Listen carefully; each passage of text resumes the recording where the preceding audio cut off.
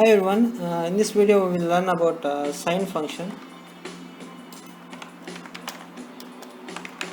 So sine function is a number function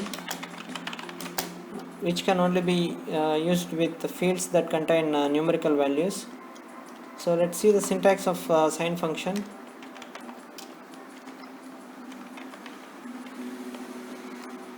Sine of number. So this sine function returns -1 if the number is negative, 0 if the number is 0, or 1 if the number is positive. So for example, if the value is 54, then the output will be 1. If the value is 0, then output will be 0. If the value is -26, then the output will be -1. Let's see an example where we can use this function in real time.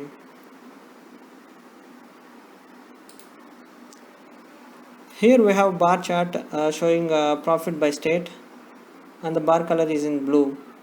Okay, now the requirement is to have different color for bars to identify whether state is profitable or not.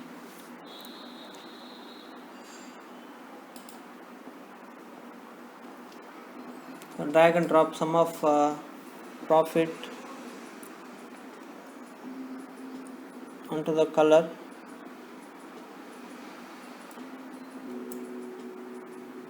I'll just take it from measures and take to color. Double click to edit the calculation and assign the sine function here.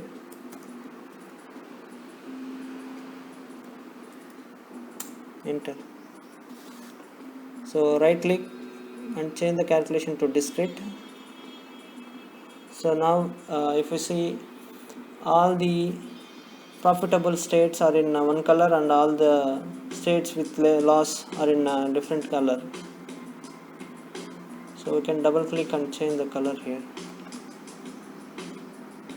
So I'll assign green for positive and -1 for red for -1.